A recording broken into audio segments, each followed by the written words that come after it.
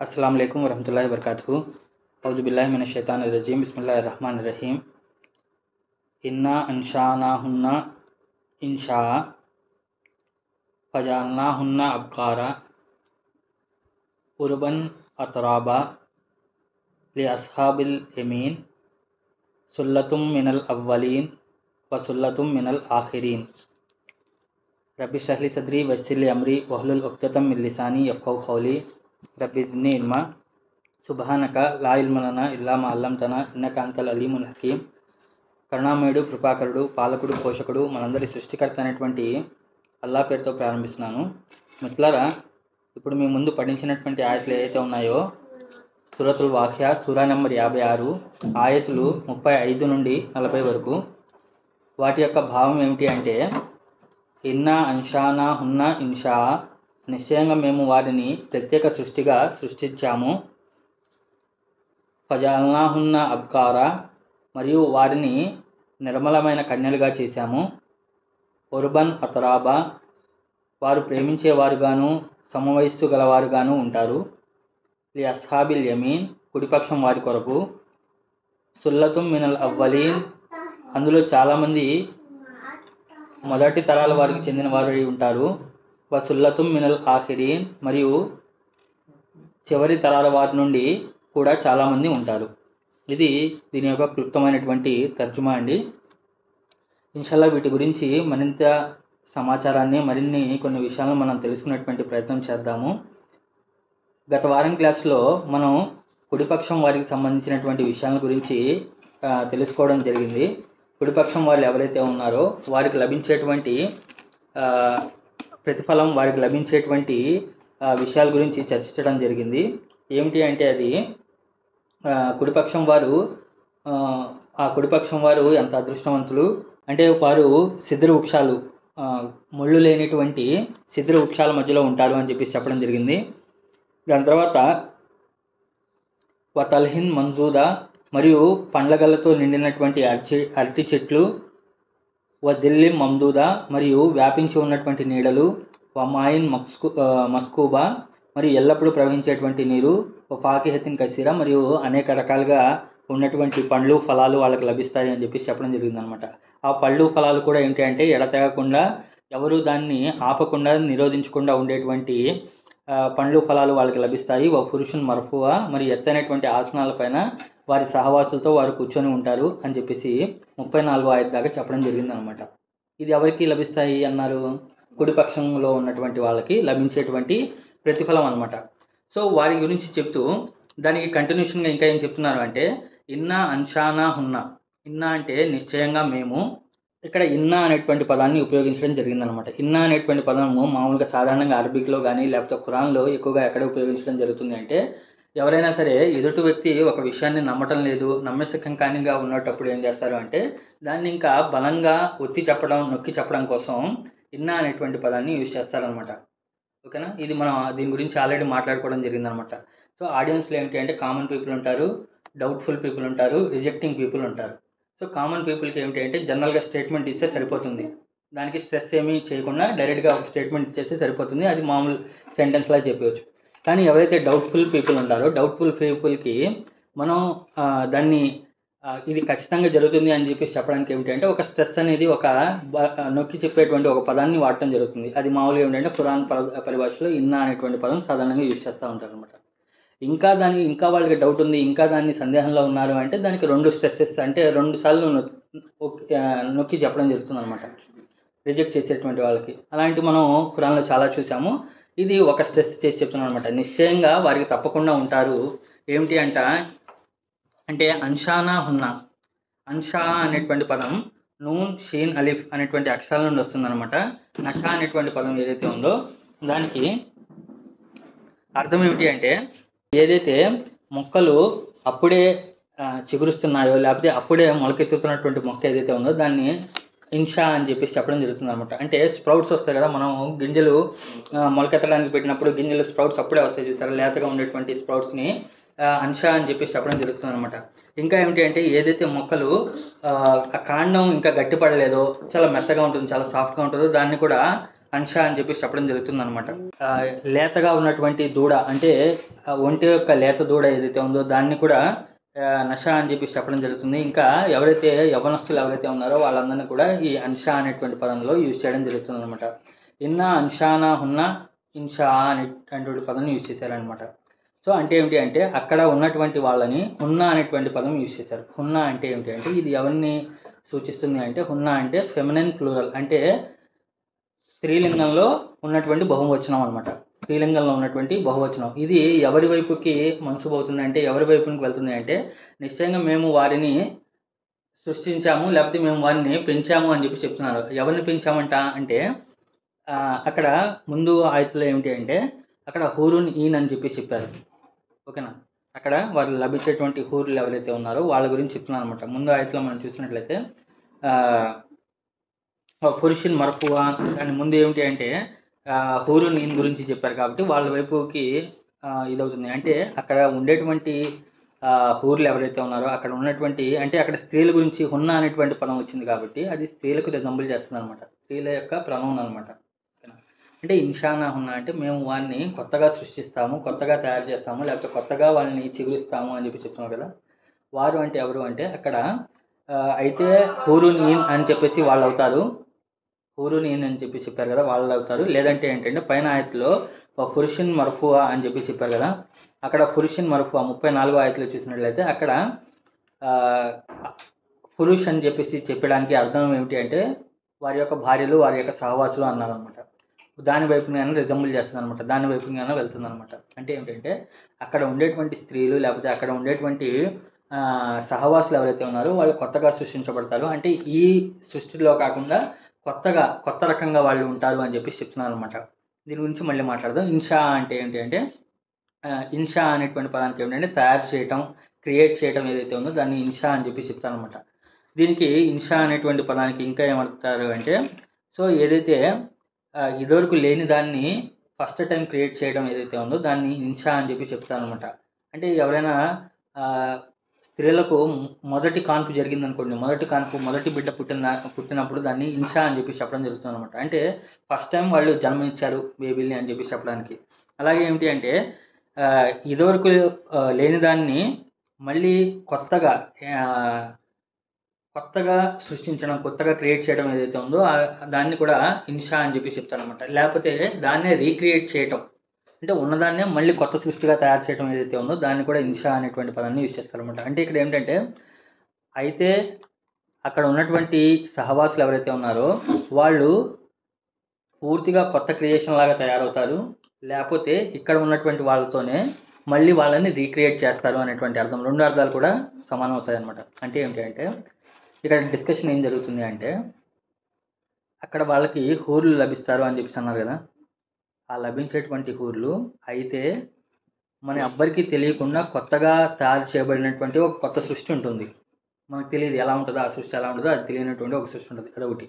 రెండో విషయం ఏంటి అంటే ఇక్కడ ఆల్రెడీ ఉన్నటువంటి స్త్రీలు ఉన్నారు కదా, ఇక్కడ ఆల్రెడీ ఉన్నటువంటి వాళ్ళు ఉన్నారు కదా, వాళ్ళని కొత్త రకంగా అక్కడ సృష్టించడం జరుగుతుంది అనమాట. అది ఎలా సృష్టిస్తారు, వాళ్ళ యొక్క క్వాలిటీస్ ఎలా ఉంటాయనేది తర్వాత 2-3 ఆయతులు చెప్పడం జరుగుతుంది. ఓకేనా. అందుకే మొహమ్మద్ సల్లల్లాహు అలైహి వసల్లం వారి యొక్క హదీస్ కూడా ఒకటి ఉందన్నమాట. ఒక స్త్రీ, ఒక ముస్లావిడ వచ్చేసి ప్రవక్త వారిని అడగటం జరుగుతుంది అనమాట. ఏమని అడుగుతుంది అంటే, ఓ ప్రవక్త, నేను స్వర్గంలో ప్రవేశిస్తానా అని చెప్పేసి అంటే ప్రవక్త వారు అంటారంటే నువ్వు ఇలా స్వర్గంలో ప్రవేశించలేవు అన్నారు. ఆ అమ్మాయి ఏడ్చేస్తుంది. ఆవిడ ముస్లావిడ ఏడుపు అంటే బాధపడిపోతుంది అనమాట. ఏంటి నేను వెళ్ళలేనా, స్వర్గానికి వెళ్ళలేనా అని చెప్పేసి అంటే దాని అప్పుడు మళ్ళీ ప్రవక్త వారు నవ్వుతూ ఏం సముదాయిస్తారంటే నువ్వు ముసలిదానిగా ఉంటూ స్వర్గంలోకి వెళ్ళలేవు, కానీ నువ్వు అక్కడికి వెళ్ళినప్పుడు పడుచుదానిగా వెళ్తావు అని చెప్పేసి చెప్తానమాట. నువ్వు అక్కడికి వెళ్ళినప్పుడు పడుచుదానిగా వెళ్తావు అని చెప్పేసి చెప్తానమాట. అక్కడ ఉన్నటువంటి వాళ్ళందరూ కూడా కొత్తగా తయారు చేయబడతారు, కొత్తగా సృష్టించబడతారు అని చెప్పేసి చెప్పడం జరుగుతుందన్నమాట. ఓకేనా. ఇది ఒక మీనింగ్ అనమాట. దాని తర్వాత అక్కడ ఉన్నటువంటి ఆ సృష్టి లేకపోతే ఆ సహవాసులు ఎలా ఉంటారు, వాళ్ళ యొక్క క్వాలిటీస్ ఏముంటాయి అని చెప్పేసి చెప్తే ఫజాల్నా హున్నా అబ్కారా. సో ఫజాల్నా హున్నా అబ్కారా. ఫా అంటే కావున, జాల్నా అంటే మేము వారిని చేశాము లేకపోతే చేస్తాము, హున్నా అంటే ఏమిటి అంటే వారిని, అంటే స్త్రీలింగం. అంటే అక్కడ ఉన్నటువంటి స్త్రీలను మేము చేస్తాము. ఎలా చేస్తామంట? అబ్కార్లాగా చేస్తాము అని చెప్పి చెప్తున్నాను అనమాట. అబ్కార్ అనేటువంటి పదానికి అర్థం ఏమిటి అంటే ఏదైతే అన్టచ్డ్గా ఉంటుందో, అంటే ఇప్పుడు దాకా తాకనటువంటి వాళ్ళు ఎవరైతే ఉన్నారో వాళ్ళని అబ్కార్ అని చెప్పి చెప్పడం జరుగుతుంది అనమాట. ఇంకా బకూర్ అనేటువంటి పదం ఏదైతే ఉందో అది అప్పుడే పండినటువంటి పండ్లు ఫలాలు ఏదైతే ఉన్నాయో దాన్ని బకూర్ అని చెప్పేసి చెప్పడం జరుగుతుంది అనమాట. ఇంకా ఏమిటి అంటే బిక్కిర్ అంటే ఏమిటి అంటే అప్పుడే పుట్టినటువంటి పిల్ల ఏదైతే ఉందో, లేకపోతే పిల్ల ఒంటె ఏదైతే ఉందో దాన్ని కూడా బిక్కిర్ అని చెప్పేసి చెప్పడం జరుగుతుంది అనమాట. ఇంకా ఏమిటంటే బిక్కిర్ అంటే అన్మ్యారీడ్ ఉమెన్, అంటే ఎవరైతే వివాహం కానిటువంటి వాళ్ళు ఎవరైతే ఉన్నారో వాళ్ళని కూడా బిక్కిర్ అని చెప్పేసి చెప్పడం జరుగుతుంది అనమాట. ఇంకా బిక్కిర్ అనేటువంటి పదానికి ఇంకా అర్థం ఏమిటి అంటే మనం ఖురాన్లో కూడా ఫసబ్బిహు బుక్రతం వాసీలా అని చెప్పి చెప్తారనమాట. బుక్రతం వాసీలా అనేటువంటి పదం వస్తుందన్నమాట. అంటే మీరు అల్లా యొక్క పవిత్రతను కొనియాడుతూ ఉండండి ఉదయం మరియు సాయంత్రం అని చెప్పి చెప్తారు కదా. అక్కడ బుక్కుర్ అంటే ఏమిటి అంటే ఉదయం యొక్క మొదటి వేళలు ఏదైతే ఉన్నాయో, అంటే చాస్తికి నమాజ్ అంటారు. మీరు ఫజర్ అయిపోయిన తర్వాత సూర్యుడు బాగా ఎత్తుగా వచ్చే మధ్యలో టైం ఏదైతే ఉందో దాన్ని బుక్కుర్ అని చెప్పి చెప్తారనమాట. అంటే ఆ టైం అంటే దీని అన్నిటి మీనింగ్ ఏమిటి అంటే వాళ్ళందరూ కూడా నిర్మలంగా ఉంటారు, వాళ్ళందరూ కూడా కన్యలుగా ఉంటారు, వాళ్ళందరూ కూడా చాలా అన్టచ్డ్గా ఉంటారు, ఎవరు వాళ్ళని ముట్టుకొని ఉండరు, లేకపోతే వాళ్ళు చాలా పవిత్రంగా ఉంటారు అనేటువంటి విషయాన్ని చెప్తారనమాట అబ్కారా అంటే. ఇంకా అబ్కార్ అనేటువంటి పదం మనకు ఈ సూరాల యొక్క సిరీస్లో వచ్చిందనమాట. అక్కడ సోఫాల గురించి ప్రస్తావిస్తూ అబ్కరీన్ హిసాన్ అని చెప్పి చెప్తారు. అబ్కరీన్ హిసాన్ అనేటువంటి పదం కూడా వస్తుంది. అంటే ఫారెన్ మెటీరియల్ అని చెప్పేసి చెప్పుకున్నాము, అంటే ఏదైతే బాగా క్వాలిటీ కలిగినటువంటి మెటీరియల్ అని చెప్పేసి అక్కడ చెప్పుకోవడం అనమాట. అంటే వాళ్ళు అక్కడ స్త్రీలు ఏమిటి అంటే బాగా క్వాలిటీ కలిగినటువంటి వాళ్ళు ఉంటారు, డిగ్నిటీగా కలిగినటువంటి వాళ్ళు ఉంటారు, లేకపోతే చాలా నిర్మలంగా ఉంటారు అనేటువంటి విషయాన్ని చెప్పడం జరుగుతుంది అనమాట. ఇంకా వారి యొక్క ఇంకా సిఫత్ ఏం చెప్తున్నారు అంటే ఉరుబన్ అత్రాబా 37వ ఆయతు. ఉరుబన్ అనేటువంటి పదం ఐన్ రే బే అరబ్ అనేటువంటి అక్షరం నుండి వచ్చింది అనమాట. ఐన్ రే బే అరబ్ అనేటువంటి అక్షరం నుండి వచ్చింది. అరబ్ అంటే ఏమిటి అంటే ఎవరైతే ఏ స్త్రీ అయితే తన భర్త చేత బాగా ప్రేమించబడుతుందో అలాంటి స్త్రీని ఏదైతే ఉందో ఉరుబ్ అని చెప్పి చెప్పడం జరుగుతుంది అనమాట. ఐన్ రేబే ఉరుబ్. ఇంకా ఏమిటి అంటే ఉరుబ్ అంటే ఏమిటి అంటే ఏదైతే నీరు ఏదైతే నది ఒక ప్రవహించేటువంటి నది ఏదైతే బాగా ఉప్పొంగుతూ వెళ్తూ ఉంటుందో, ప్రవహిస్తూ ఉంటుందో, బాగా లైవ్లీగా ఉంటుందో, బాగా ఉత్సాహంగా ప్రవహిస్తున్నటువంటి నీరు అంటాం కదా. ఇప్పుడు కృష్ణానది జలజల పారుతుంది అని చెప్పి చెప్తారు కదా. అలా లైవ్లీగా బాగా ఎంతూజియాస్టిక్గా ఉన్నటువంటి ఆ స్త్రీ ఎవరైతే ఉందో దాన్ని కూడా ఏమిటి అంటే ఉరూబ్ అని చెప్పి చెప్పడం జరుగుతుంది అనమాట. ఇంకా ఏమిటి అంటే ఏదైతే ఒంటె యొక్క పైన ఇది ఉంటుంది కదా, దాని యొక్క ఏమంటాము, మొండెం కాదు, దాని యొక్క వంపు, దాని యొక్క పైన హంపు అంటారు కదా. ఆ హంపు ఏదైతే బాగా ఎత్తుగా ఉన్నటువంటి ఒంటె ఏదైతే ఉందో దాన్ని కూడా ఉరూబ్ అని చెప్పేసి చెప్పడం జరుగుతుంది అనమాట. ఇంకా ఏమిటి అంటే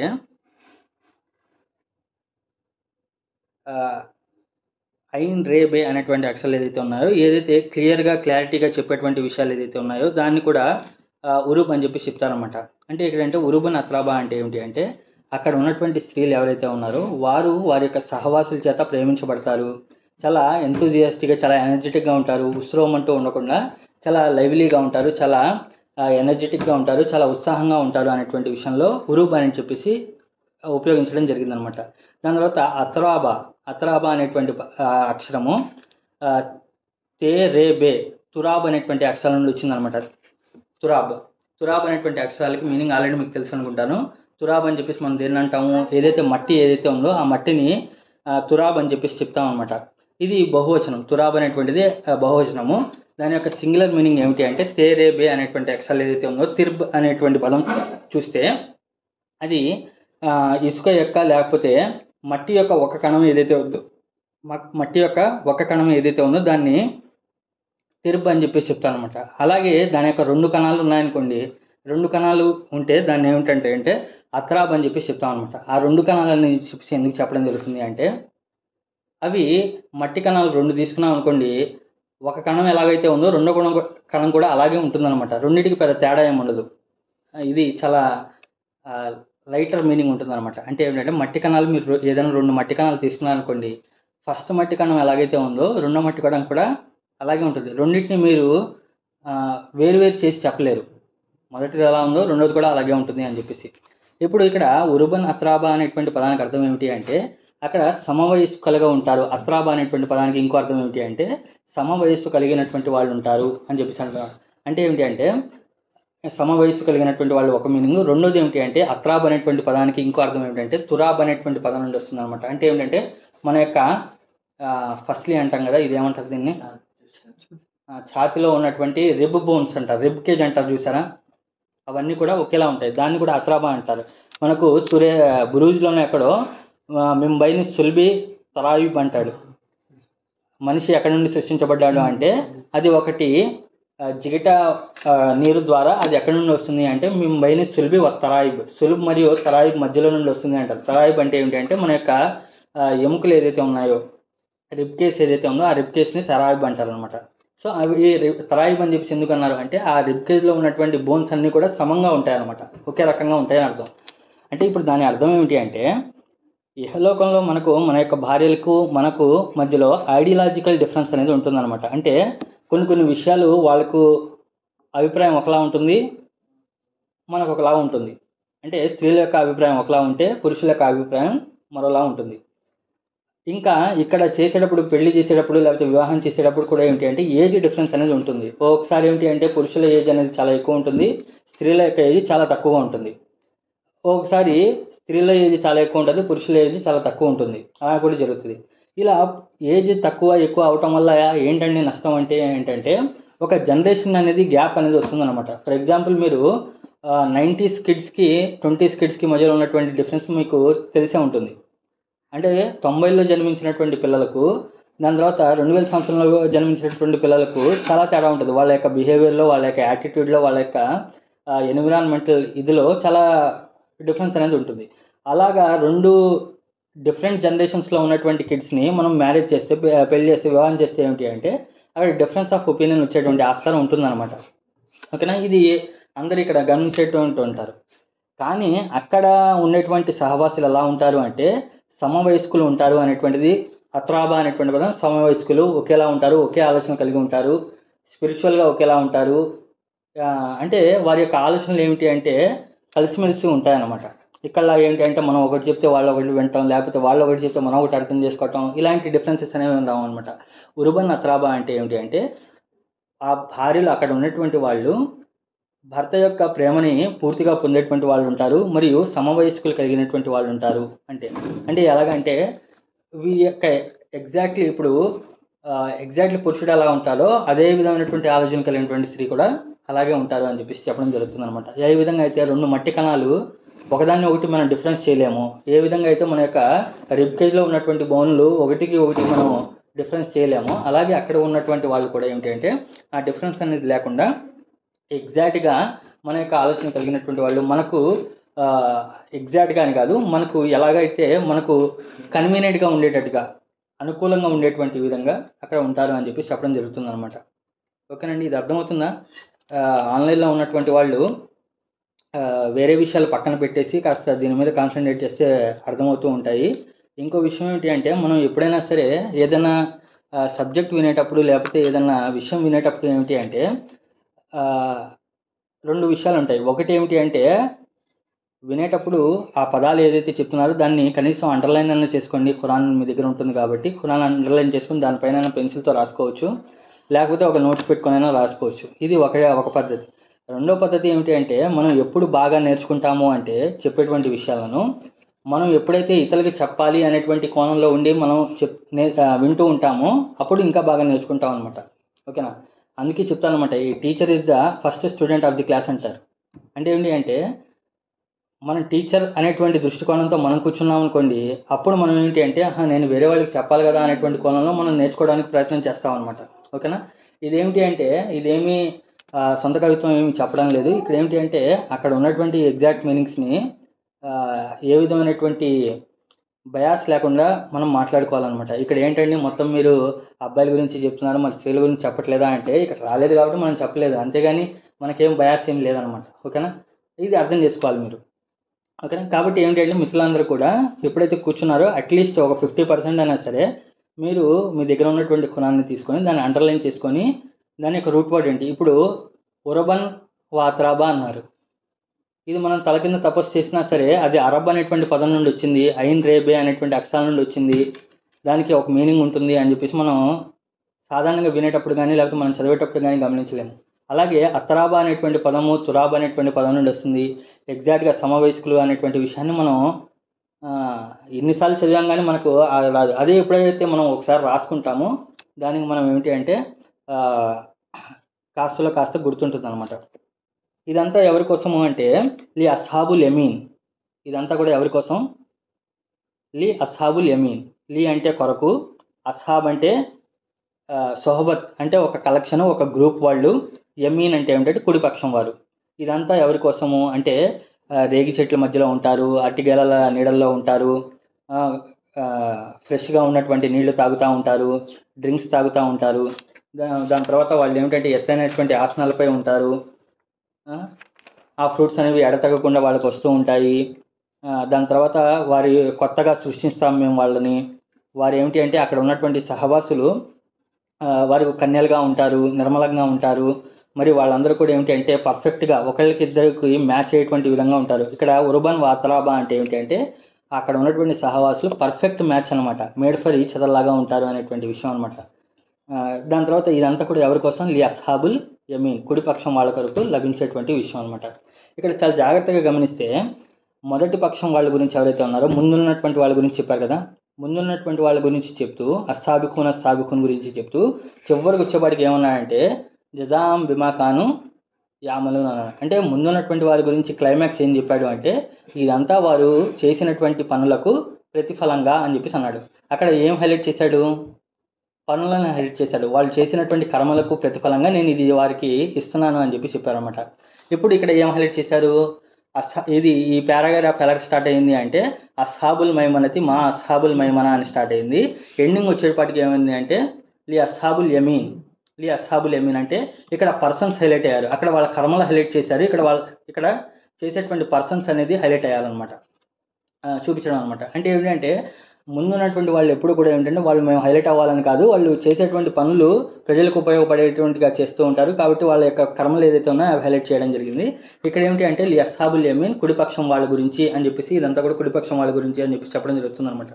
ఈ కుడిపక్షం వాళ్ళు అంటే దీంట్లోనే ఇన్నర్ మీనింగ్ ఏమిటి అంటే ఇక్కడ చాలా నాజుగ్గా ఉన్నటువంటి విషయం అనమాట. కుడిపక్షం వాళ్ళు అని చెప్పేసి అన్నాం కదా, కుడిపక్షం వాళ్ళు అని చెప్పేసి ఎందుకు చెప్తున్నాం మనం? వాళ్ళ కర్మల పత్రం ఏదైతే ఉందో వాళ్ళ కుడి చేతిలో ఇవ్వబడుతుందో, సో ఆ పత్రంలో ఏముంటాయి? వాళ్ళకి ఇచ్చేటువంటి రికార్డులు ఏముంటాయి? వాళ్ళు చేసినటువంటి కర్మలు ఉంటాయి. వాళ్ళు చేసినటువంటి కర్మలు ఉంటాయి కాబట్టి వాళ్ళని కుడిపక్షం వాళ్ళు అన్నారు. సో కాబట్టి అలాగే ఏమిటి అంటే సాబిఖున్లో కూడా ఏమిటంటే వాళ్ళు చేసినటువంటి కర్మలు చెప్పారు, కానీ ఇక్కడ పర్సన్స్ని హైలైట్ చేసి చెప్పారనమాట. ఇది ఎందుకు అనేది మన తర్వాత మళ్ళీ ఇక్కడ లాస్ట్లో వచ్చేపాటికి ఏమిటంటే ఆ కుడిపక్షం వాళ్ళు ఏం చేస్తారు అంటే వాళ్ళ చేతిలో ఎప్పుడైతే కర్మల పత్రం ఇవ్వబడుతుందో వాళ్ళు ఏం చేస్తారంటే ఇది నా కర్మల పత్రం, హాజా ముక్రవు కితాబియా, ఈ పుస్తకాన్ని చదవండి, మీరు చదవండి అని చెప్పేసి వాళ్ళు చాలా ఉత్సాహంగా ఏమిటంటే వేరే వాళ్ళకి తీసుకెళ్ళి అదిగో నాకు ప్రోగ్రెస్ రిపోర్ట్ ఇచ్చారు మీరు చూడండి అని చెప్పేసి చాలా ఉత్సాహంగా వేరే వాళ్ళకి చూపిస్తూ ఉంటారనమాట. ఫామ్మా నూతియా కితాబు బియమీనిహి ఫయఖూలు హావు ముక్రవు కితాబియా అని చెప్పి చెప్తారనమాట. ఎవరి చేతిలో అయితే కర్మల పత్రం కుడి చేతిలో ఇవ్వబడుతుందో వాళ్ళు ఇది నా కర్మల పత్రం మీరు చదవండి అని చెప్పేసి అందరితో ఉత్సాహంగా చెప్తూ ఉంటారనమాట. ఇది ఒకటి. రెండోది ఏమిటి అంటే ఇదంతా కూడా ఏమిటి అంటే సృష్టికర్త అనేటువంటి దేవుడి యొక్క కారణంతో ఇవ్వడం జరుగుతుంది అని చెప్పి చెప్తున్నాను అనమాట. ఓకేనా, ఇది అస్హాబుల్ యమీన్ గురించి. అస్హాబుల్ యమీన్ గురించి అండి. ఇక్కడ చూడండి సాబిఖూన్ వాళ్ళ గురించి వచ్చినప్పుడు వాళ్ళ కర్మలు అనేది చివరిలో హైలైట్ చేయడం జరిగింది. అస్హాబుల్ యమీన్ గురించి వచ్చినప్పుడు వాళ్ళ యొక్క కర్మలు ఏదైతే ఉన్నాయో దాని గురించి అదే పర్సన్స్ ఎవరైతే ఉన్నారో వాళ్ళ గురించి చెప్పడం జరుగుతుంది. సో వీళ్ళు ఎలా ఉంటారంట? సాబిఖూన్ వాళ్ళైతే ఏం చెప్పారు? సుల్లతం మినల్ అవ్వలీన్ వ ఖలీలం మినల్ ఆఖరీన్ అన్నారు. అంటే ముందు తరాల వారిలో చాలా ఎక్కువ మంది ఉంటారు, చివరి తరాల వాళ్ళలో చాలా తక్కువ మంది ఉంటారు అని చెప్పి చెప్పారు. ఎవరు? సాబిఖూన్ వాళ్ళు, ముందు ఉండేటువంటి వాళ్ళు. ఈ అస్హాబుల్ యమీన్ కుడిపక్షం వాళ్ళు ఎలా ఉంటారు అంటే సుల్లతం మినల్ అవ్వలీన్, వ సుల్లతం మినల్ ఆఖరియన్. ముందు తరాల వారిలో నుండి చాలామంది ఉంటారు, ముందు తరాల వారిలో సంబంధించినటువంటి వాళ్ళు చాలామంది ఉంటారు. వ సుల్లతం మినల్ ఆఖరియన్, మరి చివరి తరాలలో ఉండేటువంటి వాళ్ళు కూడా చాలామంది ఉంటారు అని చెప్పి చెప్పారనమాట. ఓకేనా. అంటే కుడిపక్షం వాళ్ళు అంటే కుడి చేతి వైపు వాళ్ళు చాలా అన్ని తరాల్లో కూడా చాలా ఎక్కువ మంది ఉంటారు అని చెప్పి చెప్తాను అనమాట. ఎందుకు అంటే దీని గురించి మామూలుగా మాట్లాడుకుంటే, సో ప్రతి జనరేషన్లో కూడా ఏంటి అంటే కొంతమంది టార్చ్ బేరర్స్గా ఉంటారు.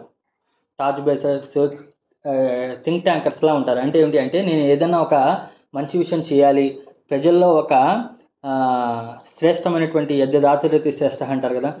అంటే నేను ఒక మంచి పని చేస్తే ఆ మంచి పని వేరే వాళ్ళు కూడా ఫాలో అవ్వాలి, నేను ముందుండి నా జాతిని అంతా నేను నడిపించాలి, నేను ఒక మంచి పని చేసి సెట్ చేస్తే మిగతా వాళ్ళందరూ కూడా ఫాలో అవ్వాలి అనేటువంటి ఆలోచన ఉంటుంది వాళ్ళు చాలా తక్కువ మంది ఉంటారు. అది ముందు తరాల్లో అయినా తర్వాత తరాల్లో అయినా ఎక్కడైనా సరే. అంటే నేను మంచి చేయాలి, స్వర్గంలో మొదటి స్థానంలోకి వెళ్ళిపోవాలి, నేను అల్టిమేట్గా మంచి పనులు చేసి ముందుకు వెళ్ళిపోవాలి అనేటువంటి ఉత్సాహం చాలామందికి ఉంటుంది. కొంతమంది ఎలా ఉంటారు అంటే నరకం నుండి కాపాడితే చాలు, మనకు ఆ స్వర్గాలు అంత హైలైట్ పైకి వెళ్ళిపోవడం ఎందుకు, ప్రవక్తల దాకా వెళ్ళిపోవడం ఎందుకు, నమాజ్ కూడా ఎందుకు చదువుతారు అంటే అల్లా ఎక్కడ శిక్షిస్తాడో అనేటువంటి భయంతో నమాజ్ చదువుతారు. జకాత్ ఎందుకు ఇస్తారు అంటే జకాత్ ఇక్కడ ఇవ్వకపోతే అక్కడ అల్లా శిక్షిస్తాడు కాబట్టి, నరకం ఇస్తాడు కాబట్టి ఆ భయంతో జకాత్ ఇస్తారు. జకాత్ ఇవ్వడం వల్ల వేరే వాడికి బాగుపడతాడు, వాడు గొప్పవాడు అవుతాడు, వాడిని పెంచుదాం పోషిద్దాం అనేటువంటి ఉద్దేశంతో కాకుండా కేవలం ఏంటి శిక్ష నుండి తప్పించుకోవడానికి కొంతమంది పని చేస్తుంటారు. అంటే ఏంటంటే స్టూడెంట్స్లో కూడా పిల్లల్లో కొంతమంది నేను ఫస్ట్ రావాలి అనేటువంటి ఉత్సాహంతో పనిచేసేటువంటి చదివేటువంటి పిల్లలు ఉంటారు. కొంతమంది అరే పాస్ అయితే చాలరా బాబు నాకు అనేటువంటి వాళ్ళు ఉంటారు అనమాట. సో ఈ రెండింటిలో ఎవరి కేటగిరీ ఎక్కువ ఉంటుంది అంటే జస్ట్ పాస్ అయితే చాలు, నరకం నుండి కాపాడబడితే చాలు, జస్ట్ స్వర్గంలోకి వెళ్తే చాలు అనేటువంటి వాళ్ళు చాలామంది ఉంటారు. కాబట్టి సో అందుకని ఏమిటి అంటే ప్రతి వారిలో కూడా కుడిపక్షంలో ఉన్నటువంటి వాళ్ళు ఏమిటి అంటే సుల్లతం మినల్ అవ్వలేని సుల్లతం మినల్ ఆఖరిన్. ముందు తరాల్లో కూడా అలాంటి వాళ్ళు చాలామంది ఉంటారు, తర్వాత తరాల్లో కూడా చాలామంది ఉంటారు.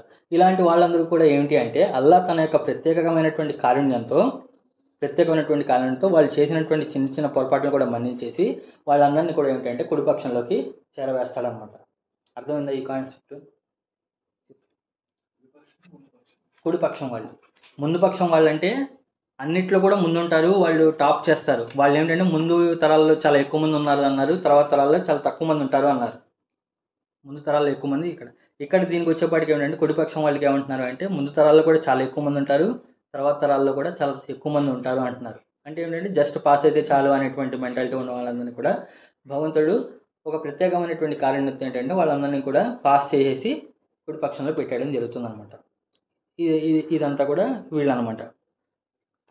దీని తర్వాత ఇక్కడ నుండి ఏమిటి అంటే చాలా కఠినమైనటువంటి పదాలు ఇక్కడ యూజ్ చేయడం జరుగుతుందన్నమాట. ఎవరి కోసం అంటే నరకవాసుల కోసం. ఎవరైతే ఎడం పక్షం వాళ్ళు ఎవరైతే ఉన్నారో ఆ ఎడం పక్షం వాళ్ళ గురించి చెప్పడం జరుగుతుందన్నమాట. అర్థమవుతుందా విషయం? కొంచెం కన్ఫ్యూజింగ్గా ఉందా?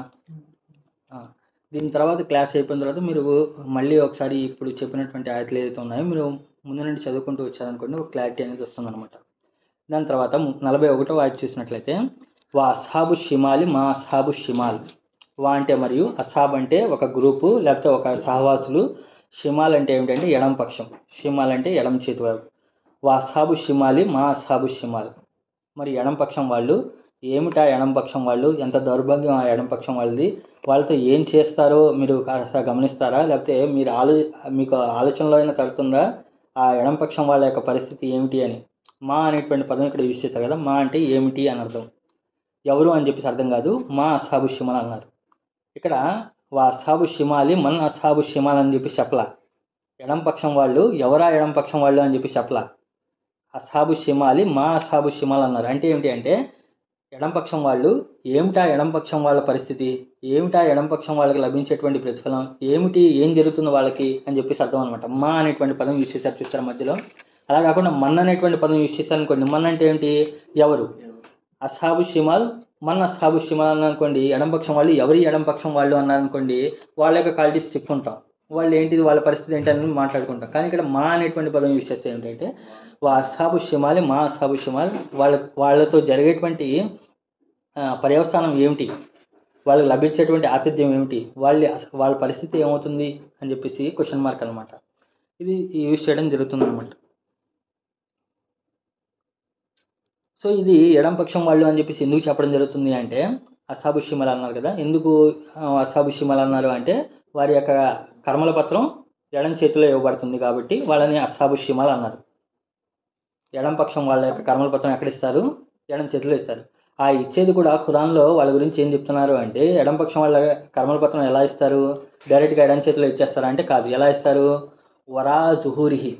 సో ఆ ఎడం పక్షం వాళ్ళ యొక్క కర్మల పత్రం వాళ్ళ యొక్క వీపు వెనకాల నుండి చెయ్యి మడిచేసి వీపు వెనకాల నుండి వాళ్ళ యొక్క కర్మల పత్రం వాళ్ళ చేతిలో పెట్టడం జరుగుతుంది అనమాట. ఇందాక కుడిపక్షం వాళ్ళ యొక్క కర్మల పత్రం ఎక్కడ ఇచ్చారు? కుడి చేతిలో ఇచ్చారు. కుడి చేతిలో ఇస్తే అతను ఆనందంగా తను చదువుకొని వేరే వాళ్ళకు కూడా ఇది చదవండి, నా యొక్క హాజా ముక్రవు కితాబియా, ఈ కర్మల పత్రం చదవండి అని చెప్పేసి అందరికి చూపిస్తూ ఉంటాడు. కానీ ఇది దౌర్భాగ్యం ఏమిటంటే ఎడం పక్షం ఉన్నటువంటి వాళ్ళ దౌర్భాగ్యం ఏమిటి అంటే స్వయంగా వాళ్ళు కూడా చూసుకోలేరు వాళ్ళ యొక్క కర్మల పత్రాన్ని. వాళ్ళ యొక్క కర్మల పత్రం చేయి మడిచేసి వెనకాల ఇస్తే ఆ వెనకాల ఇచ్చింది వాళ్ళ కర్మల పత్రంలో ఏముందో కూడా వాళ్ళకి తెలియనటువంటి పరిస్థితి, వాళ్ళు తీసుకెళ్ళి వేరే వాళ్ళకి చూపించుకోలేని పరిస్థితి. సో అంత దౌర్భాగ్యం ఉంటుంది వాళ్ళ పరిస్థితి అని చెప్పేసి చెప్పడం జరుగుతుంది అనమాట. ఓకేనా? ఇది సో వాళ్ళ యొక్క పరిస్థితి అలా ఉంటుంది అని చెప్పేసి చెప్తున్నాను అనమాట. దాని తర్వాత ఇక్కడ ఒక క్వశ్చన్ అనమాట. సో ఇప్పుడు ఏంటి? అస్హాబు షిమాలి మా అస్హాబు షిమాల్ అన్నారు కదా, ఎడం పక్షం వాళ్ళు ఎక్కడ ఉంటారంట? ఫీ సమూమిన్ వహమీం, మరి వారు నరకాగ్నిలో మరి సలసల కాగే నీటిలో ఉంటారు అని చెప్పి చెప్తున్నాను అనమాట. ఇక్కడ ఒక ఆగి మనం కాస్త ఆలోచించాలన్నమాట. ఇందాక స్వర్గవాసుల గురించి చెప్తున్నప్పుడు స్వర్గవాసుల్లో అట్లీస్ట్ 2 కేటగిరీలను చెప్పారు. కనీసంలో ఎన్ని కేటగిరీలు చెప్పారు అంటే చాలా దర్జాలు ఉంటాయి స్వర్గంలో కూడా, చాలా ర్యాంక్స్ అనేవి ఉంటాయి అనమాట. కానీ కనీసం ఇక్కడ ఎంతమంది గురించి చెప్పాడు? 2 గురించి చెప్పారు. ఎవరు వాళ్ళు? సాబికూన్, ముందుండేటువంటి వాళ్ళు, మరి కుడిపక్షం వాళ్ళు 2 గురించి చెప్పారు. మరి అక్కడ 2 గురించి చెప్పినప్పుడు మన ఖురాన్ లాజిక్ ప్రకారం ఏమిటి? నరకంలో ఉండేటువంటి వాళ్ళు కూడా 2 గురించి చెప్పాలిగా. అక్కడ 2 గురించి చెప్పాడు అంటే అక్కడ ముందు ఉండేటువంటి వాళ్ళు కుడిపక్షం వాళ్ళు అన్నారు అంటే ఇక్కడ కూడా ఎడం పక్షం వాళ్ళు మరి లోతులో ఉన్నటువంటి వాళ్ళు అని చెప్పి చెప్పాలిగా. కానీ అలా చెప్పలేదు. ఎందుకు చెప్పలేదు అనేటువంటి ఒక క్వశ్చన్ మార్క్ అనమాట. ఎందుకు చెప్పలేదు అనేది సాధారణంగా దీని గురించి ఆన్సర్ ఏమిటి అంటే 2 ఉంటాయన్నమాట. ఒకటి, ఇప్పుడు మనం సాబిఖూన్ గురించి చదివాము, మరి అలాగే కుడిపక్షం వాళ్ళ గురించి చదివాము. వీళ్ళిద్దరి గురించి చదువుతున్నప్పుడు అలాగే సూరతుర్ రెహమాన్లో కూడా మనం చదువుతున్నప్పుడు ఆ 2 వనాలు కాకుండా ఇంకో 2 వనాలు లభిస్తాయి, 4 వనాలు లభిస్తాయి అని చెప్పి చెప్పారు. వాళ్ళకి లభించేటువంటి అన్ని విషయాలు చెప్పారు. ఇలా ఒక విశ్వాసి వింటున్నప్పుడు తనకు మోటివేషన్ ఏముంటుంది? తను సాధారణమైనటువంటి స్వర్గంలో వెళ్ళాలనుకుంటాడా, లేకపోతే అత్యున్నతమైనటువంటి ఫస్ట్ క్లాస్ స్వర్గంలో వెళ్ళాలనుకుంటాడా, లేకపోతే చిన్న కుడిపక్షంలో ఉండాలనుకుంటాడా, లేకపోతే ముందు పక్షంలో ఉండాలనుకుంటాడా? అంటే ఒక మంచి విశ్వాసి ఉన్నాడు, అతను ఇంకా నాకు ఇదంతా కాదు, నాకు అదే అల్టిమేట్ అని చెప్పేసి జీవిస్తున్నాడు, బెస్ట్ విశ్వాసి. అతను ఈ వాక్యాలు చదువుతున్నప్పుడు అతని యొక్క మోటివేషన్ ఎలా ఉంటుంది చెప్పండి? ముందున్నటువంటి వాళ్ళు ఉంటే బాగుంటుంది అని చెప్పేసి అనుకుంటాడు. అలాగే మీరు స్కూల్లో కూడా మోటివేట్ చేసేటప్పుడు పిల్లలు కూడా మనం మోటివేట్ చేసినప్పుడు ఏం చేస్తామంటే, అరే బాబు ఇది ఫస్ట్ ర్యాంక్ వాళ్ళకి వచ్చేటువంటి ఇదిరా అని చెప్పేసి అంటాం. మరి మామూలు క్లాసులో పాస్ అయితే ఇలా ఉంటుందిరా అని చెప్పి చెప్పామనుకోండి, అందరూ ఏమంటారు? వాళ్ళకు చదివినా చదవకపోయినా కష్టపడకపోయినా ఏమంటారు? నేను ఫస్ట్ క్లాస్లో రావాలి అనుకుంటాడు, నేను ఫస్ట్ క్లాస్లో ఉండాలి, నేను మంచిగా ఉండాలి అని చెప్పేసి అనుకుంటాడు, చేతులు ఎత్తారు దానికి.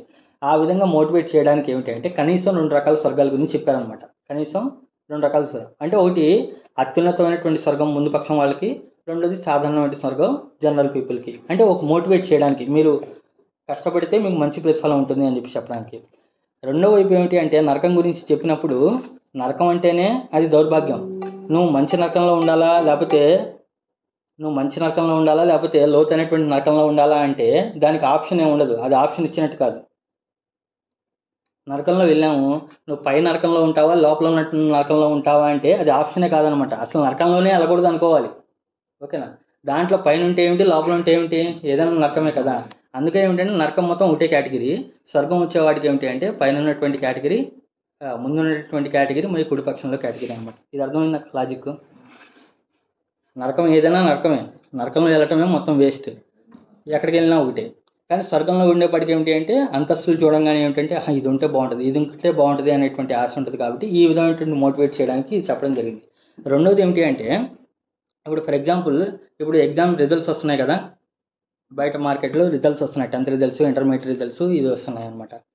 ఇప్పుడు కొంతమంది పిల్లలు ఫస్ట్ క్లాస్లో పాస్ అవుతారు. 360 మార్కుల కన్నా ఎక్కువ వస్తే 600కి ఫస్ట్ క్లాస్లో పాస్ అయిన వాడు 360 వచ్చినా ఒకటే, 499 వచ్చినా లేకపోతే 599 వచ్చినా ఒకటే, అందరినీ ఫస్ట్ క్లాస్ అని అంటారు. ఓకేనా, ఫస్ట్ క్లాసే అంటారు. పాస్ అయ్యారు, అందరూ పాస్ అయ్యారు అంతే. ఫస్ట్ క్లాస్ అంటే 360 దగ్గర నుండి 499 దాకా మొత్తం ఫస్ట్ క్లాసు. ఇంకా మధ్యలో చెప్పాలంటే ఫస్ట్ క్లాస్ విత్ డిస్టింక్షన్ అంటారు. ఓకేనా, అందరూ పాస్ అయినట్టే. ఈ పాస్ అయినటువంటి వాళ్ళలోనే మనం ర్యాంకులు చెప్తాం అనమాట. 600కి 599, 600కి 600 వచ్చిన వాళ్ళకి ఫస్ట్ ర్యాంక్ అంటారు. 600కి 599 వచ్చిన అమ్మాయికి సెకండ్ ర్యాంక్ అంటారు. 598 వస్తే మూడో ర్యాంక్ అంటాం. ఇలా ర్యాంకులు అనేది ఎప్పుడు మాట్లాడతాం మనం? ఎప్పుడైతే పాస్ అయ్యారో అప్పుడు మాత్రమే ర్యాంకుల గురించి చెప్తాం అనమాట. ఇప్పుడు కొంతమంది పిల్లలు ఉన్నారు, ఫెయిల్ అయ్యారనుకోండి. ఫెయిల్ అయిన వాడికి ర్యాంక్ గురించి మాట్లాడతాము మనం? ర్యాంక్ గురించి మాట్లాడడం. అతను అన్ని సబ్జెక్టులో మంచి మార్కులు వచ్చి ఒక సబ్జెక్ట్ ఫెయిల్ అయినా సరే అతను ఫెయిలే అంటాం. అతనికి ఇంకా ర్యాంక్ ఉండదు. ఫస్ట్ ర్యాంకా సెకండ్ ర్యాంకా అనేది మనం మాట్లాడడం. అతను ఫెయిల్ అంటే ఫెయిలే. కానీ పాస్ అయినటువంటి వాడికి నువ్వు ఫస్ట్ ర్యాంక్లో వచ్చావా, సెకండ్ ర్యాంక్లో వచ్చావా, థర్డ్ ర్యాంక్లో వచ్చావా అని చెప్పేసి మాట్లాడతాం. కానీ ఫెయిల్ అయినటువంటి వాడికి అదే ఉండదన్నమాట. అలాగే ఏమిటంటే స్వర్గంలోకి వెళ్ళిన తర్వాత స్వర్గంలో మంచి వాళ్ళ గురించి మాట్లాడుతున్నప్పుడు అదే అతను ఫస్ట్ క్లాస్ స్వర్గవాసిరా, ఫస్ట్ క్లాస్ వాళ్ళరా, సెకండ్ క్లాసు అని చెప్పేసి అక్కడ మాట్లాడతాం. కానీ ఫెయిల్ అయినటువంటి వాళ్ళని నరకవాసులు ఏమిటి అంటే నరకవాసులు అంటే నరకవాసే ఇంకా. ఓకేనా.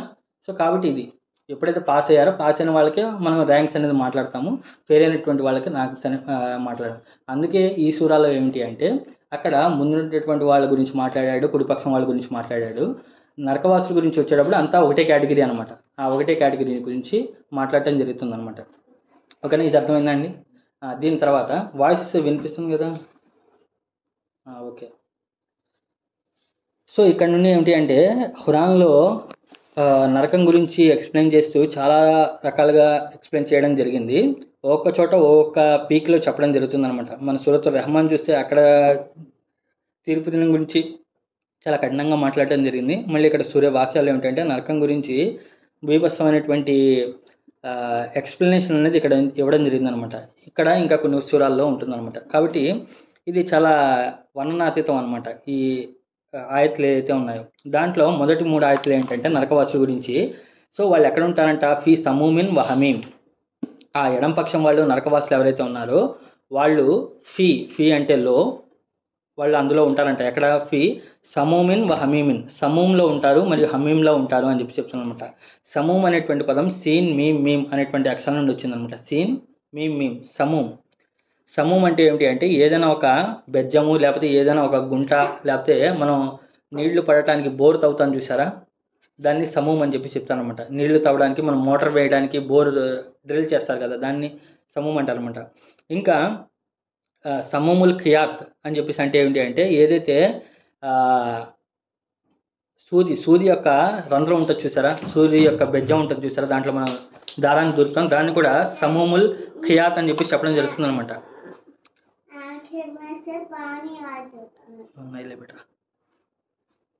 దాన్ని సమూముల్ ఖియాత్ అని చెప్పి చెప్తానమాట. ఇంకా ఏమిటి అంటే సమూముల్ ఇన్సాన్ అంటే ఏమిటంటే సమూముల్ ఇన్సాన్ అంటే మనిషి యొక్క రంధ్రాలు ఏదైతే ఉన్నాయో అంటే చెవిలో 2 రంధ్రాలు, నోరులో 1 రంధ్రము, ముక్కులో 2 రంధ్రాలు, ఇలా మనిషికి ఉండేటువంటి 9 రంధ్రాలు ఏదైతే ఉన్నాయో దాన్ని సమూముల్ ఇన్సాన్ అంటారు అనమాట. అంటే ఆ రంధ్రాలు ఆ బెజ్జాలు అని చెప్పేసి అర్థం అనమాట. ఇంకా ఏమిటి అంటే ఏదైనా ఒక డబ్బా యొక్క మూత భాగం ఏదైతే ఉందో దాన్ని సమూమ్ అని చెప్పేసి చెప్పడం జరుగుతుంది అనమాట. సమూముల్ కరూరా అని చెప్పి చెప్తానమాట. ఇంకా ఏమిటి అంటే దీనికి చాలా మీనింగ్స్ ఉన్నాయి. అన్ని మీనింగ్స్ చెప్పి దాని యొక్క కంక్లూజన్ మీనింగ్ అనేది చెప్తాను అనమాట. ఇంకా ఏమిటి అంటే ఏదైతే ఒక పురుగు మరియు సేమ్ అలాంటి పురుగుల్ని తీసుకువెళ్తూ ఉంటుందో అలాంటి దాన్ని కూడా సమూహం అని చెప్పి చెప్తాను అనమాట. మనం ఫర్ ఎగ్జాంపుల్ చీమలు కానీ లేకపోతే మిడతలు చచ్చిపోయినప్పుడు ఆ మిడతలు ఏం చేస్తాయంటే చనిపోయినటువంటి ఇంకో మిడతను తీసుకెళ్తూ ఉంటాయి, లేకపోతే చీమలు ఇంకో చీమలు లాక్కెళ్తూ ఉంటాయి చూసారా, అలాంటి దాన్ని కూడా సమూహం అని చెప్పి చెప్తాను అనమాట. ఇంకా ఏమిటంటే ఏదైతే బాగా విషపూరితమైనటువంటిది అని చెప్పేసి దాన్ని కూడా సమూహం అని చెప్పి చెప్తున్నాం, విషంతో కూడినటువంటిది. ఇది కొన్ని మీనింగ్స్ అనమాట.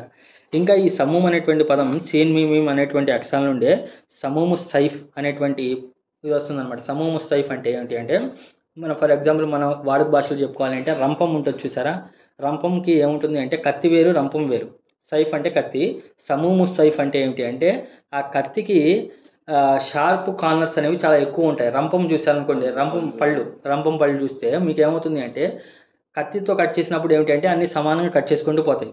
కానీ రంపంతో కట్ చేసినప్పుడు ఏమవుతుంది అంటే ప్రతి ఒక్క పన్ను ఆ కట్ చేసేటువంటి ఆబ్జెక్ట్కి టచ్ అవుతూ ఉంటుంది. అలాంటి దాంతో కట్ చేస్తే ఏమిటంటే నొప్పి ఇంకా బాగా తెలుస్తుంది అనమాట.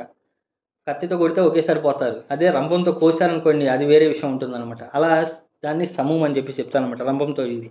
ఇంకా ఏమిటి అంటే సింసిమ అనేటువంటి పదం చూస్తే ఏదైతే పురుగులకి ఏమంటారు కుట్టినప్పుడు ఇది దిగిపోతుంది చూసారా, కుట్టినప్పుడు దాని యొక్క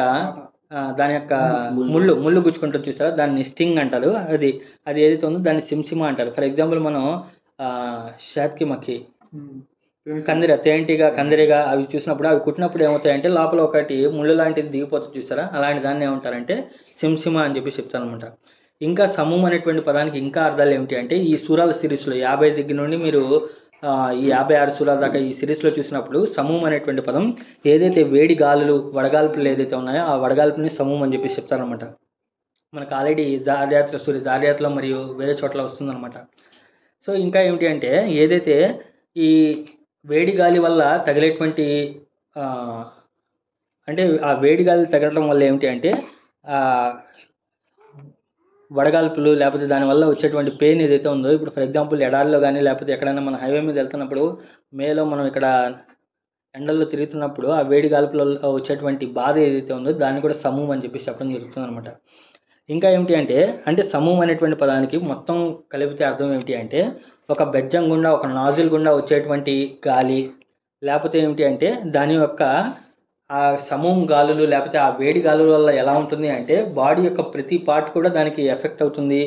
గుచ్చుకున్నట్టుగా ఏదో ఎవరో కుట్టితే గుచ్చినట్టుగా లేకపోతే రంపంతో కోస్తే మీకు దాని యొక్క స్టింగ్ దాని యొక్క పెయిన్ తెలిసినట్టుగా, ఇంకా ఏమిటి అంటే చాలా విషపూరితంగా ఉన్నటువంటిదిగా చెప్పడం జరుగుతుంది అనమాట. ఇంకా సమూహం అనేటువంటి పదానికి ఇంకా ఆ రోజుల్లో అరబ్ కాలంలో దేన్ని యూజ్ చేసేవాళ్ళు అంటే రాత్రిపూట ఏదైతే వేడి గాలులు తగులుతాయో దాని గురించి సమూహం అని చెప్పేసి చెప్పడం జరుగుతుంది అనమాట. ఇంకా ఏమిటి అంటే ఇక్కడ ఇంకా దీని గురించి ఇంకా మాట్లాడితే సమూహం అని చెప్పేసి చెప్పారు కదా, సమూహం అంటే గాలులకు సంబంధించింది, అంటే వేడి తలను తగులుతూ ఉండటం అనమాట, ఇది చేయటం అనమాట. ఈ సూరాలు ఈ 3 చోట్ల ఏమిటి అంటే మనకు పదార్థాల్లో 3 రకాల పదార్థాలు ఉంటాయి. ఒకటి ఘన పదార్థాలు అంటే సాలిడ్స్, రెండోది ద్రవ పదార్థాలు అంటే లిక్విడ్స్, మూడోది వాయువు అంటే ఏమిటి అంటే గాలులు గ్యాసెస్ అనమాట. అంటే సాలిడ్ స్టేటు, లిక్విడ్ స్టేటు, గ్యాసెస్ స్టేట్ 3 ఉంటాయన్నమాట. ఘన పదార్థము, ద్రవ పదార్థము, వాయు పదార్థము 3 ఉంటాయి కదా.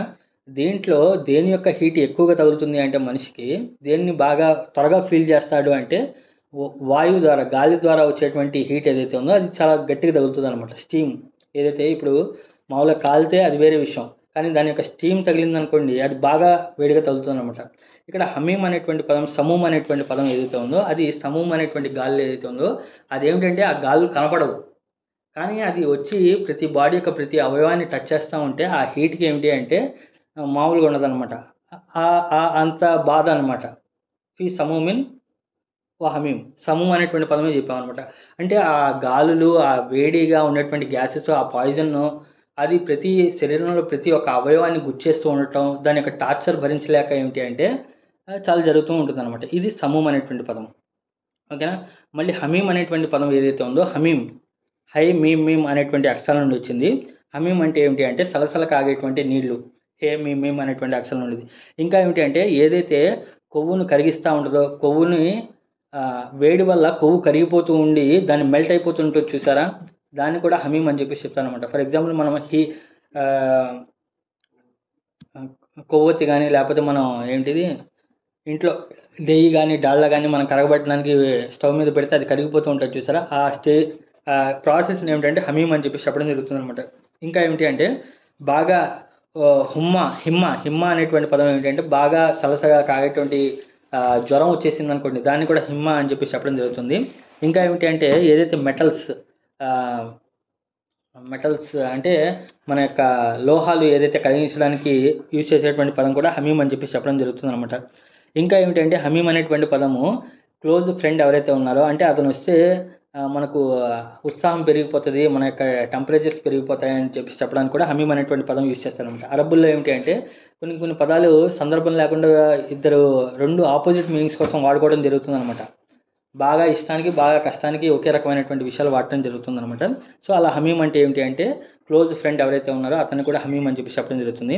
ఇంకా హమ్మల్ అమ్రు అంటే ఏమిటి అంటే ఏదైతే ఒక విషయం మనిషిని బాగా ఇబ్బంది పెడుతూ ఉంటుందో దాన్ని హమ్మల్ అమ్రు అని చెప్పి చెప్తాను అనమాట. హమ్మల్ అమ్రు అంటే ఏమిటి అంటే ఏదైనా ఒక పని, ఏదైనా ఒక విషయం మనిషిని బాగా ఇబ్బంది పెడుతూ ఉండటం, దానివల్ల అతను సఫర్ అవ్వటం ఏదైతే ఉందో దాన్ని హమ్మల్ అమ్రు అని చెప్పి చెప్తాను అనమాట. ఇంకా ఏమిటంటే ఏదైతే ఒక పని జరగడానికి వచ్చేటువంటి సమయం ఏదైతే ఉందో దాన్ని కూడా ఇదే అంటారు. ఇంకా హమ్ అనేటువంటి పదం యూజ్ చేస్తారు. ఇంకా చావు వచ్చేటువంటి, మరణం వచ్చేటువంటి సమయాన్ని కూడా ఏమిటంటే ఇదే పదాన్ని యూజ్ చేస్తారనమాట. అంటే అక్కడ లభించేటువంటి నీరు కానివ్వండి, అక్కడ సలసల కాగేటువంటి నీళ్లు, బాయిలింగ్ వాటరు, దాని తర్వాత కొవ్వు కరిగించేటువంటి మంట, నిప్పు, వేడి గాలులు, ఇదంతా కూడా ఏమిటి అంటే మరణాన్ని సూచిస్తాయి. మరణం వచ్చేటువంటి టైం లాగా ఉంటాయని చెప్పేసి చెప్పడం జరుగుతుందన్నమాట. ఇంకా ఏమిటంటే ఈ హమ్మ, హైమీమమీం అనేటువంటి పద అక్షరాల నుండే తహమీం అనేటువంటి అక్షరం కూడా వస్తుందన్నమాట. తహమీం అంటే ఏమిటి అంటే ఏదైతే గిఫ్ట్ అంటే విడాకులు తీసుకునేటువంటి సమయంలో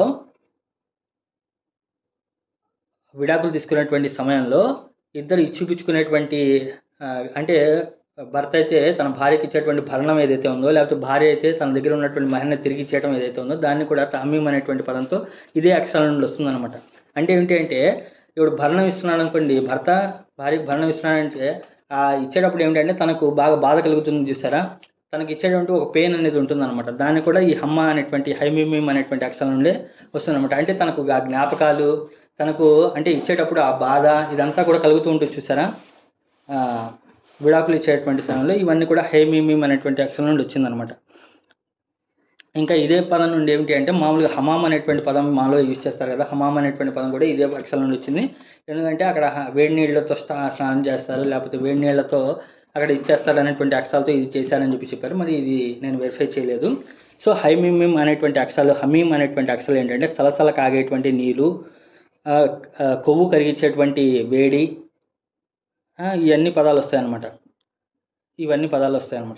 సో ఇప్పుడు ఎడం పక్షం వాళ్ళు ఎక్కడ ఉంటారంట అంటే ఫస్ట్ వాళ్ళ యొక్క డిస్క్రిప్షన్ ఏం చేశారంట, వాళ్ళు ఎక్కడ ఉంటారు, ఫీ సమూమిన్ వహమీం అంటే వారు వేడిగా ఉండేటువంటి గాలులు, వేడిగా ఉండేటువంటి ప్రదేశము, దహించేటువంటి నరకాగ్ని, మరియు అలాగే ఏంటంటే సలసల కాగేటువంటి నీళ్ళలో ఉంటారు అని చెప్పి చెప్పారనమాట. ఇది ఎడం చేతి వాళ్ళకి వచ్చేటువంటి ఫస్ట్ ఆతిథ్యం, స్టార్టింగ్ ఎంట్రన్సే. అదే మనకు కుడిపక్షం వాళ్ళ గురించి చెప్పినప్పుడు స్టార్టింగ్ ఏం చెప్పాడండి, కుడిపక్షం వాళ్ళ గురించి లభించేటప్పుడు ఏం చెప్పాడు, ఫీ సద్రిం మక్సూద్ అన్నాడు. వాళ్ళు ముళ్ళు లేనటువంటి రేగి చెట్ల దగ్గర ఉంటారు అని చెప్పేసి అన్నాడు. ముళ్ళు లేనటువంటి అంటే హాని కలిగినటువంటి రేగి చెట్ల దగ్గర వాళ్ళు ఉంటారు అని చెప్పేసి అన్నారు అనమాట. దాని తర్వాత దాని కంటిన్యూషన్ ఏమిటి అంటే తల్హిన్ మన్సూద్ వజిల్లిన్ మమ్దూద్ అన్నాడు. ఓకేనా, అంటే ఏంటంటే అరటి చెట్టు గేదల దగ్గర ఉంటారు, మరి వాడు నీడల్లో ఉంటారు అనేటువంటి విషయం చెప్పారనమాట. అదే ఎడం చేతి వాళ్ళకి నరకంలో ఉన్నటువంటి వాళ్ళకి ఫస్ట్ ఏమన్నా అక్కడ కూడా ఫీ అనేటువంటి పదంతో స్టార్ట్ అయింది, ఇక్కడ కూడా ఫీ అనేటువంటి పదంతో స్టార్ట్ అయింది. వాళ్ళు ఫీ సిద్రిం మక్సూద్ అన్నారు, ఇక్కడ ఫీ సమూమిన్ వహమీం అన్నారు. వీళ్ళు కూడా ఏమిటి అంటే ఫీలో ఉంటారు, నరకాగ్నిలో సలసలగాగేటువంటి ఇదిలో ఉంటారు అని చెప్పి చెప్తాను అనమాట. దాని తర్వాత టైం ఎంత ఉందండి, 10 అయిపోయింది, ఒక 5 నిమిషాలు పర్లేదా అండి?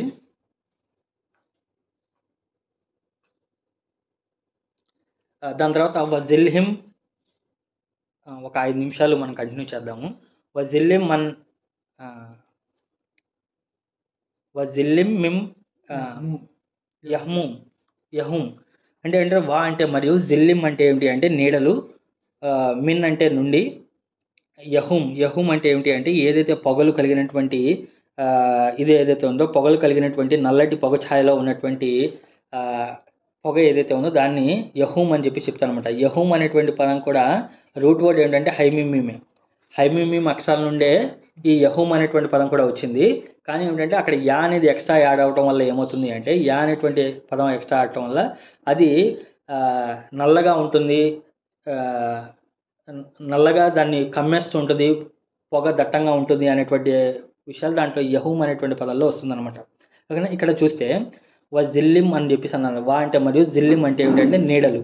సో ఇప్పుడు చూడండి, నరకవాసులు నరకంలో ఎంటర్ అయ్యారు, అక్కడ లభించేటువంటి ఆ గాలులు అదంతా కూడా ఏమిటంటే ప్రతి శరీరంలో ప్రతి ఒట్టున అవి గుచ్చేస్తూ ఉంటాయి. ఆ వేడి తట్టుకోలేక అటు ఇటు చూసి ఎక్కడైనా పారిపోవాలి, ఎక్కడైనా ఇచ్చేయాలి అనుకుంటారు అనమాట. ఆ చూసినప్పుడు సాధారణంగా అటు ఇటు చూసానుకోండి, ఎక్కడికి పరిగెత్తారు మామూలుగా? ఎక్కడైతే నీడ ఉంటుందో నీడ కింద పరిగెత్తాలనుకుంటారు. సో ఇక్కడ కూడా వాళ్ళు నీడని చూస్తారు, జిల్లిం మరి నీడని చూస్తారు. ఆ నీడ దగ్గరికి వెళ్తారనమాట. అక్కడ స్వర్గవాసులు కుడి చేతి పక్షం ఉన్న వాళ్ళు నీడలో ఎక్కడికి వెళ్ళారు అంటే మంచి నీడలోకి వెళ్ళారు వాళ్ళు. ఆ నీడ ఏమిటి అంటే వాళ్ళకు సంతృప్తిని ఇచ్చేటువంటి నీడలోకి వెళ్ళారు. కానీ ఇక్కడ కూడా ఏమిటంటే నీడలాగా కనిపిస్తుంది కానీ అది నీడ కాదనమాట. ఇదేమిటంటే సర్కాస్టిక్గా మాట్లాడటం, వ్యంగ్యంగా మాట్లాడటం అనమాట. అక్కడ ఏమిటంటే ఎండమావి లాంటిది అనమాట. అదేమిటంటే నీడలా కనిపిస్తుంది. ఇప్పుడు మీరు సాధారణంగా ఎక్కడైనా మంట పెట్టినప్పుడు బాగా పొగ వచ్చిందనుకోండి, పొగ పైకి వెళ్తూ ఉంటుంది, కింద ఏం కనిపిస్తుంది మీకు? నీడ కనిపిస్తుంది. ఆ నీడలోకి వెళ్ళి నుంచున్నాం అనుకోండి, ఏమవుతుంది? ఆ వేడి ఉంటుంది, ఆ వచ్చేటువంటి గాలి మొత్తం లోపల పీల్చి ఇంకా సిచ్యువేషన్ అనేది ఇంకా బ్యాడ్ అవుతుంది. దానికన్నా పక్కన నుంచోవడం మేలు అనిపిస్తుంది.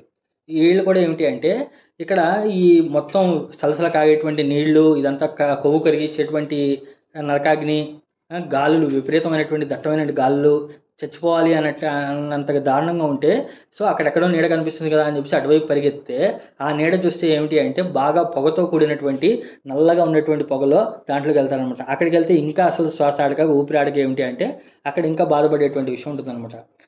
అదంతా కూడా ఏమిటి అంటే సర్కాస్టిక్గా ఇదే సూరాల్లో మనం వెనకాల సూరతుల్ హదీద్లో మనం చూస్తాం అనమాట. వాళ్ళు నూరు కోసం వెళ్తే లైట్ కోసం వెళ్ళినప్పుడు ఏమిటి అంటే వాళ్ళు మధ్యలో ఒక ద్వారం అనేది పడిపోతుంది. ఎందుకు ద్వారం పడిపోయింది అంటే మీరు ఏ విధంగా అయితే ఇహలోకంలో మోసం చేశారో ఇక్కడ కూడా మీకు మోసం చేయడం జరుగుతుంది అనమాట. అదే విధంగా అక్కడ కూడా ఏమిటి అంటే వాళ్ళకు నీడలాగా కనిపిస్తూ ఉంటుంది కానీ అది నీడ కాదనమాట. ఇక్కడ ఒకటి. రెండోది ఏమిటి అంటే ఇక్కడ జిల్లిం అనేటువంటి పదం యూజ్ చేశారు కదా. జిల్లిం అనేటువంటి పదం ఏదైతే ఉందో అది నీడ.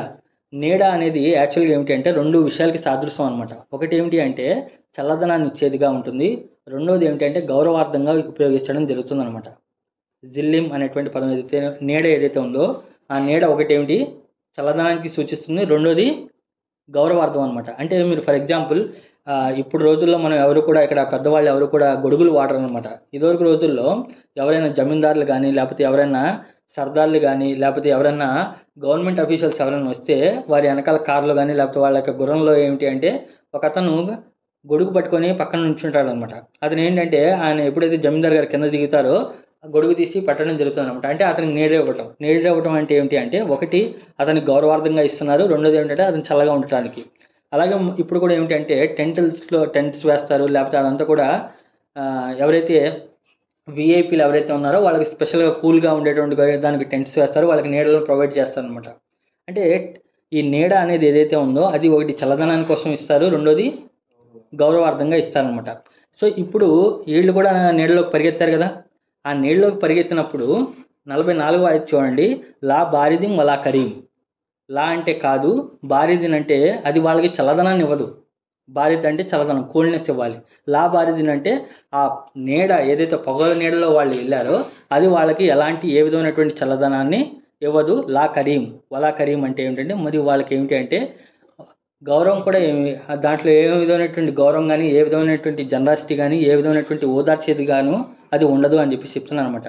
అంటే వాళ్ళందరూ కనిపించేటువంటి ఏదో మైరాజ్ అంటాం కదా, అంటే ఓయాసిస్ ఏమంటారు ఎండమావి అంటారు కదా, ఎండమావి లాంటి పొగలోకి వెళ్తారు కానీ అది వాళ్ళకి చల్లదనాన్ని ఇవ్వదు. అదేవిధంగా వాళ్ళకి ఏ విధంగా ఓదార్చేదిగా కూడా ఉండదు అని చెప్పి చెప్తాను అనమాట. ఇక్కడ కరీం అనేటువంటి పదం ఏదైతే ఉందో కరీం అనేటువంటి పదం ఏమిటి అంటే వేరే వాళ్ళ మీద కనికరించడం, వేరే వాళ్ళ మీద జాలి చూపడం ఏదైతే ఉందో దాన్ని కూడా కరీం అనేటువంటి పదాలతో యూజ్ చేస్తారనమాట. లాస్ట్ మినిట్ అండి. చల్లగా అంటే వాళ్ళ మీద జాలి చూపటం, గౌరవార్థంగా ఉండటం అది అనమాట. దీనికి సంబంధించినటువంటి ఒక హదీస్ ఏమిటి అంటే ప్రవక్త ముహమ్మద్ సల్లల్లాహు అలైహి వసల్లం వారు ఒకసారి ఒక చోట ఏకాంతంగా పడుకొని ఉంటారనమాట. అప్పుడు ఒక శత్రువు వచ్చేసి అతని దగ్గర ఉన్నటువంటి కత్తిని తీసి ముహమ్మద్ సల్లల్లాహు అలైహి వసల్లం వారి మెడ మీద కత్తి పెట్టి ఆయన లేపుతాడనమాట.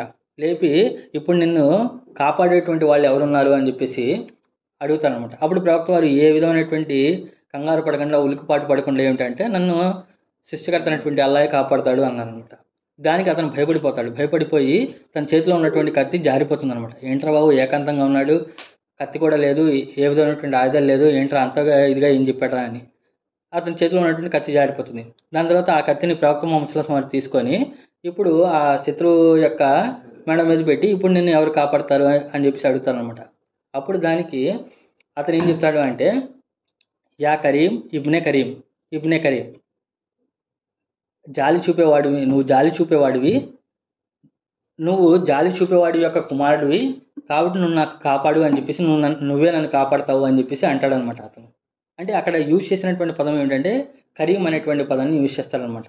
అంటే ఏమిటి అంటే ఇప్పుడు అక్కడ లా బారిదిం వలా కరీం అంటే ఏమిటి అంటే ఆ పొగ ఏదైతే ఉందో ఇదేదైతే ఉందో అది లా కరీం అన్నారు. అంటే ఏమిటంటే అది ఏ విధమైనటువంటి జాలి చూపదు, అది విడిచిపెట్టదు అనమాట. ఇప్పుడు ఇక్కడ శత్రువుని ప్రవక్త ముహమ్మద్ సల్లల్లాహు అలైహి వసల్లం కరీం అనగానే ఆయన వదిలేశాడు. కానీ అక్కడ ఏమిటంటే ఆ లా కరీం అన్నారు కదా, అక్కడ అది విడిచిపెట్టదు, దాని యొక్క పూర్తి తీవ్రతను అది చూపిస్తుంది అని చెప్పేసి చెప్పడం జరుగుతుంది అనమాట. కాబట్టి ఇది